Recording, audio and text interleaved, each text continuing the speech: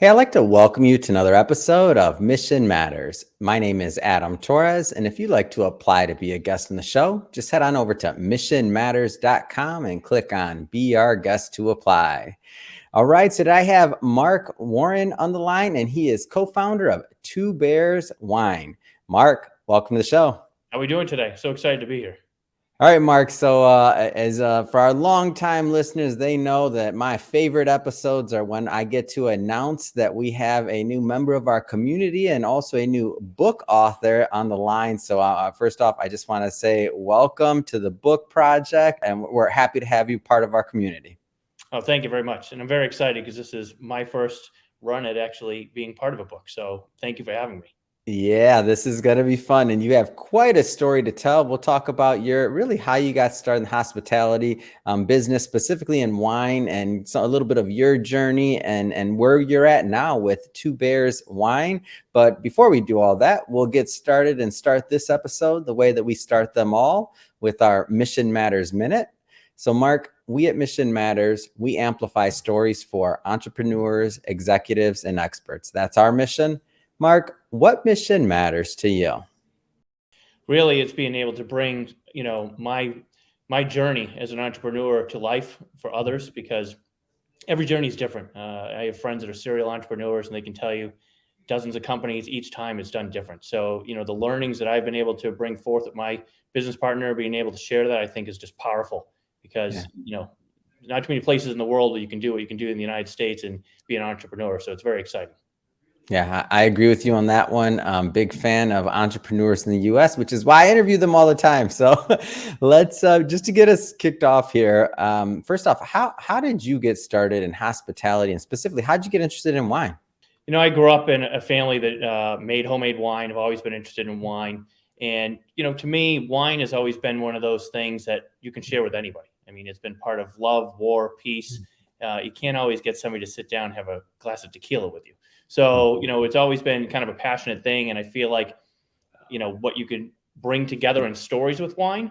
And so as my business partner and I, Tom, we were getting older and, drinking a little less, but also paying attention to what we were drinking more wine, because things like beer and other things just weren't digesting with me. And we looked at kind of where we were in our lives as we were both getting over 40 and trying to stay somewhat healthy as previous athletes, and said, is there a way to incorporate wine into our lifestyles? And does anybody else want to kind of do the same thing? That it's kind of that balance, life balance, work balance, health balance, so that it's not all on or all off. How did you come up with maybe this concept of incorporating, like when I think of lifestyle, I think of, athletes, think of the gym, I think of a lot of different niches, but specifically wine and how to incorporate that. How did that idea come about? Yeah, about 12 years ago, I had jumped into CrossFit. People like to call it a cult or whatever it was. It was kind of my second stage of it as an athlete. Previously, I was a martial artist for years. And as I got really into it and was doing some, local and regional competitions, I dragged Tom into it. As you started to go to some of these competitions, or you go to like a mud run, my wife was doing Ironmans, a lot of times there'd be parties afterwards. There'd always be beer. Sometimes it would be spirits. But we looked at it, it was like, why was wine not part of this as well? And as you look at traditional sports, you wouldn't walk into a baseball stadium and see a wine sign. It would always be beer. So, kind of our aha moment was, there's all these fanatical athletes, whether they're runners, yogis, CrossFitters, cyclists, that still wanted to have balance and enjoy a cocktail. Well, why wasn't there something that was wine-based that was, a better option? Because a lot of the stuff we were looking into, unfortunately, wasn't great. So that was our mindset. If we could bring a, high quality, great tasting wine that had some additional benefits to it, would people want that? Because that's what we were looking for. So I like wine, but I'll be the first to tell you, I don't know much about it. I like when I taste something I just like it. Making wine approachable, just for the industry and just for the person that just enjoys it. Like, maybe I don't know where the grape's from. Maybe I don't know how to pronounce everything. Okay, whatever. But I like wine. What does it mean to maybe make wine approachable in today's market? And that's always been the challenge is, wine is kind of has this mysticism about it. Over 95% of the people who purchase wine do it based on price, recommendation, and if not, a label. and you can walk into some of these retailers that have 8,000 bottles. It can be overwhelming. And like you said, a lot of people are like, well, I don't want to feel dumb because I can't pronounce Sauvignon Blanc, or especially you get into the European wines and they have a lot more challenging phrases to them. It is still that same difficult approach that has been for decades of being something that people are going to enjoy but feel confident in their buying. So that was kind of our secondary thought, as far as, first it was high quality, great tasting, but then could we make it approachable and fun? Could it be something that you felt confident buying, but you didn't have to feel like, oh, I have to go take a master's class in tastings to understand what this is. And Tom would always say, he's like, I'm red light, green light. Pour it in a glass, and I'll tell you if I like it or I don't. And we're the same way. We don't speak the wine jargon. We didn't go become sommeliers. We just knew how to make great tasting wines that fit our palate, and we thought there'd be others out there that liked it as well. Okay, so you had this idea, you knew you wanted to make wine approachable, and then you also knew that there was a market for wine within what you were doing in the CrossFit community, and just in general, the very active, I would say, athlete community. How did the business part of this come about? What was that turning point or tipping point, or was it a buildup? At what point was it we should make a business out of this? Yeah, I mean, we weren't quite sure where the direction was going to go. I mean, we started this in 2015. We had a good friend of ours that we knew. Tom had known him for a long time, and I got introduced to him. He was a winemaker out in California. So we brought the idea to him. We drank a lot of bad wine for months at a time, trying to conceptualize what we were trying to do. A big component about California wines, the U.S. government allows 76 different flavor additives. So unfortunately, much like food, there can be things that are overproduced. So we said, we don't want to use any of that. We just want to make wine, make it as super low sugar as possible, great tasting, but keep all the alcohol. At the end of the day, if you're going to crack open a bottle of wine, cutting the alcohol is going to affect the taste. It's not going to be really good. So that was that challenge. Once we landed on the wine and how good it was, now was how are we going to go to market? So it was very, very guerrilla marketing. I mean, it was 5, 6, 7 nights a week. Tom and I would go in 2 different directions, and it was wine on our shoulders. We'd pour in yoga studios. We'd go to mud runs. We were in CrossFit gyms. Wow. Almost every Lululemon in the Northeast would say, hey, Sunday nights, we're having 50 people in for a VIP fitting. You guys want to come pour wine? We get approved by the mall. So a lot of unique places that we poured wine. And then we had in the very beginning, a horrible WordPress website. And we'd have a card swipe and let people try and order from us and get it shipped a week later. But that was the start. Man, and in those early days, and I asked this question because there's a lot of entrepreneurs that'll watch this at varying stages, but I like to stick in the early stages a little longer because that's the part that people don't normally hear about. They hear about the end, right? Oh, we sold it, or we made all this money, or this is the greatness that happened. But I like to stay in the early stages. So how did you determine, as you're doing all of these pourings, right, these tastings, how did you determine the scalability and how the market would actually grasp the product? You knew you had a winner. Yeah, I mean, I would say that first year of 2015, it was just really absorbing the feedback from the consumers as we were pouring. As technology was evolving as well, we knew we had to make some changes on our website. I mean, that same time, at the end of 2015, Google had came out and said any websites that were not mobile e-commerce friendly, they were going to drop from search. So it was almost like the .com boom where people were spending hundreds of thousands of dollars to quickly build new websites. We landed on Shopify. We went from a 6-minute checkout to a 30-second checkout. It was clean. It was easy. So layering that onto the analytics we were learning from social media, because it's all we were doing for advertising was Instagram and Facebook. So we were really, I was spending 17, 18 hours a day looking at analytics. I mean, my tech guy was in California. I was on the East Coast.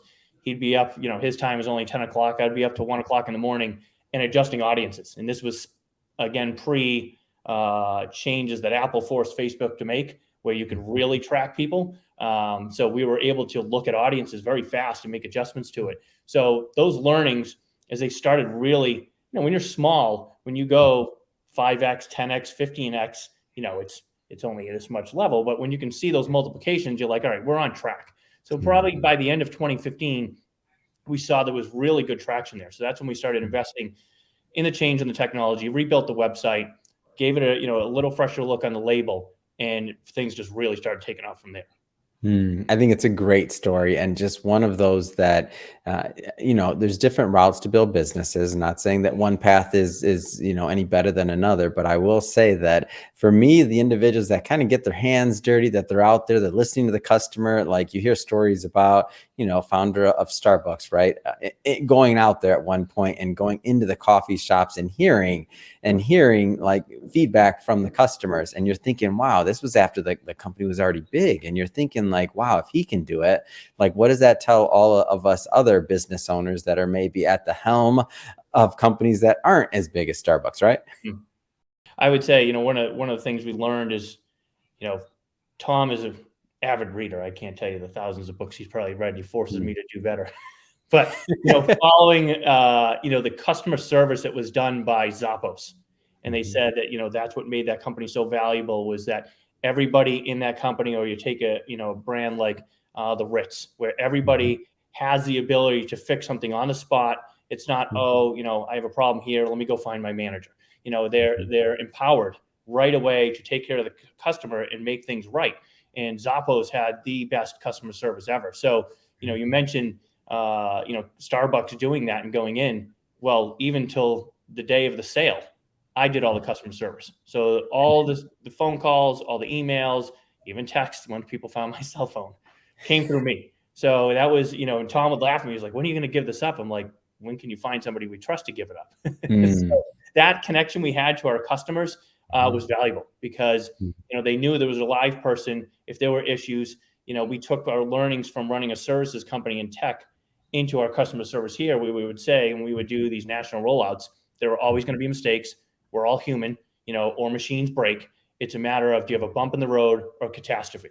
So when a customer is trying to get their wine shipped to their house, or to someone for a birthday or for a wedding, can you fix it, or do you let it miss and they're suddenly a lost customer? So we tried to keep that tight and make sure that we delivered the best customer service possible. And that kept us close to our consumers as the brand grew, so we could get their feedback and make sure we were making the right choices for the company.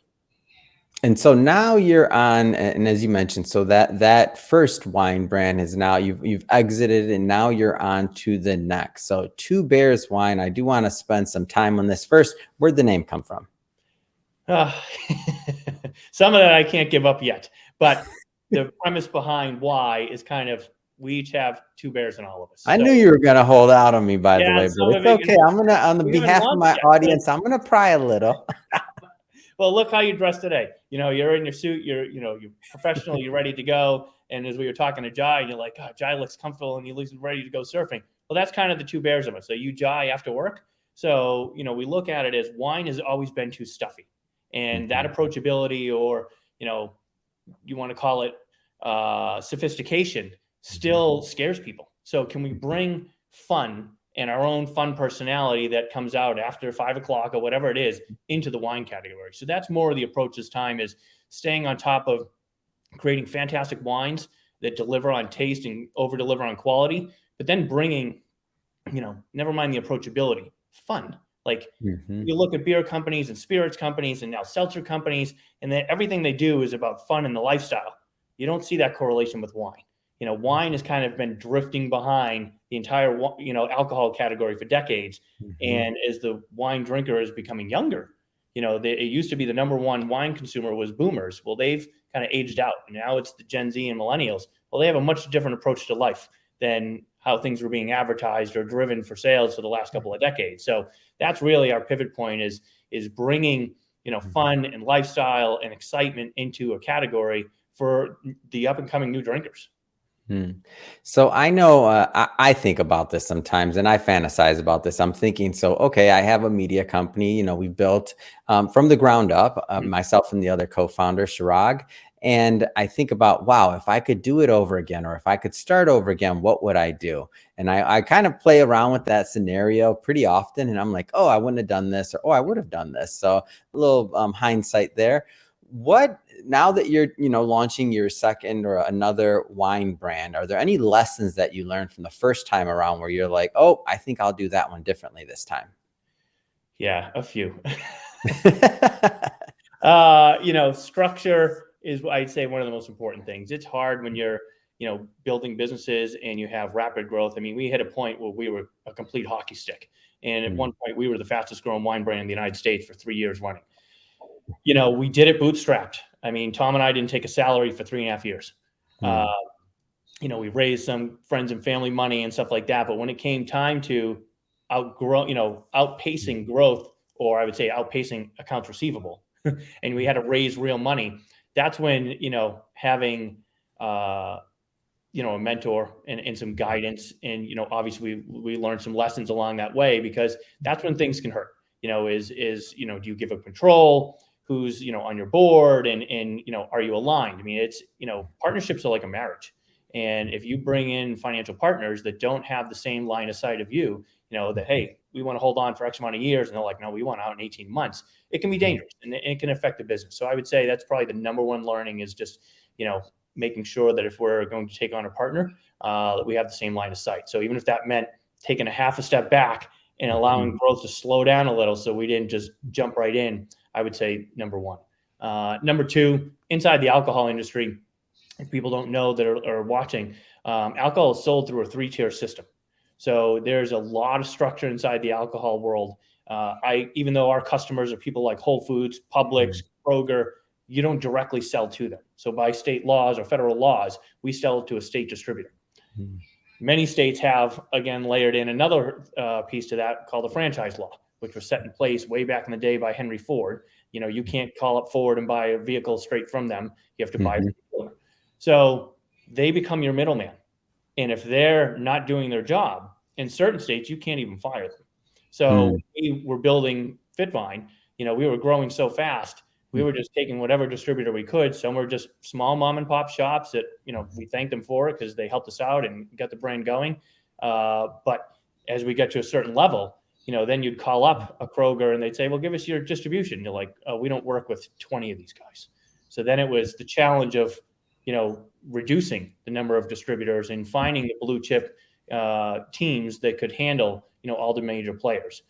With that came some pain, because some of those distributors, we had to buy our way out because of these laws, or they didn't want to leave. So it created static, and sometimes, would cause friction inside the channel as you're trying to swap distributors. So a lot of learnings there that, we can take coming forward here now, and we've made the right relationship. So as we launch the next brand, we have the right partners that have the same line of sight with us and incentivized to grow the brand with us. Man, that's exciting. And I know as you're going to do this next rollout, what can you tell us about the strategy? I know there's a lot you can't tell us, but what can you share about the strategy now? Strategy wise, the biggest thing, like any brand, I mean, look at the number one consumer product in the world, Apple. I mean, you still see them advertised everywhere. You can never back off advertising when it comes to products. The second you slow down, somebody else slides in behind you. And part of our approach is recognizing who that consumer is. So the advertising that was done to the boomers for the past few decades doesn't work for the up and coming drinker. So that's really a major shift, is how to go to market to the millennials and the Gen Zs and speak to where they're paying attention. They're doing more podcasts or YouTube and streaming and stuff like that. So it's a different area how to gain their attention and deliver your story, because drinkers today are more honed into their brands, or I would just say consumers overall, whether it's food, alcohol, clothing. They want to know, is the brand a good company? What do they stand for? Do they give back to something? So really, it's a twofold of delivering your message as a company, but also delivering your message of the ethos of your company. So how that gets done. And a lot of times, today's technology, it's so fast, whether it's Snapchat or TikTok or all these, platforms, it's hard to convey that message in a short period of time. So, our go-to-market strategy will be a lot digital, but a lot around not the traditional Facebook, Instagram ads that we used to do. So it's almost like it's matured this time around. It sounds like not only yourselves as business owners, particularly within this niche, but the concepts, the way you're viewed in the industry and otherwise. So, I mean, this is all exciting to me, because it's to see this next one, and I can't wait to see this on shelves and to drink it and to be a part of this, really getting it out there to the community. So I'm really excited to see this next one. Thank you. Yeah, we're very excited. So first off, it's been great having you on the show today. I'm going to spend a little bit of time on the book for everybody watching. We will be bringing Mark back onto the show for a second part and a second interview when the book is actually live. But this is just a little bit of teaser. Mark, what's some of the ideas that you plan to propose in the upcoming book? Again, not holding you to this because I know we're in editing, we're still in developing, but let's just tease the audience a little bit. What kind of things do you hope to present? I would say definitely more along our journey, as an entrepreneurs and, what we learned. And, it's not so much always learning of the business. It's more learning of, structure inside your teams. How do those teams then, correlate to the brand? So for us, being a young company and, especially in an industry like wine, 74% of the wine sold in the United States is sold by 3 companies. Mm-hmm. So, we're stepping into a ring with Mike Tyson, and we're 5 years old. So, that's a challenge. So really in building out our team, you have to find people, not only the experience, but that they have to have the same excitement as we did. And I mean, we had an amazing team that we had built out that I would say would run through a wall for the brand. And so learnings that we had in growing our company and trying to recruit people that were, had a sense of ownership of the brand, I would say it was one of the most rewarding pieces. And then how that translated to our consumers. I mean, we would get phone calls, emails, time and time again. I mean, dozens a week of people saying how our brand changed their life. And to me, I didn't really, appreciate that at first, and it kind of didn't sink in. But when people say, it's not about drinking wine, it was about balance. And so it's not about, we're not promoting, alcohol and over drinking or things like that, but it's more or less, everybody's lives a lot of times get crazy. They have families or work schedule, whatever it is. And sometimes it's hard to take a pause and be able to appreciate what's going on. So if people say, hey, I was able to enjoy your wine that I couldn't before because I would get headaches or other issues, and it's Tuesday night, 8:00, and I have a glass of wine, I can get up at 5 a.m. and hit rewind. Well, that's a positive for me. And if that's impacting me to have, a better lifestyle because I'm not as stressed, that was amazing. So trying to, how that journey evolved and watching the brand grow around that was pretty fantastic. So I think, sharing some of that and how we learned along the way, because you can't just sit down and pencil that out and say, this is how I'm going to do this. So a lot of learnings from that we hope to take into the next brand. I'm going to cut you off there because we're not giving the whole story away. Why? Because I do sell books, right? We sell books. We're a publisher. So we're not giving the audience everything today, but don't worry. As I mentioned, everyone, we will be bringing Mark back on the show, and we'll do a part 2 to this interview where we will dive into the book when it's actually live. But for today, Mark, if somebody is listening to this and they want to follow the journey of your new brand, Two Bears Wine, what's the best way for them to do that? twobearswine.com will be live within the coming weeks. Right now, the best would probably be following me on LinkedIn. It's just at Mark R. Warren for LinkedIn. That will be the latest updates as the brand is coming to launch. And once the brand is launched, it'll be the number 2, not TWO. So the number 2 bearswine.com. And we'll put that the link and all the other good stuff in the show notes. And just for everybody that's listening to this, for going forward, we're recording this in March now of 2023. So by the time you hear this, I'm sure the website will very likely be live. So definitely go check it out.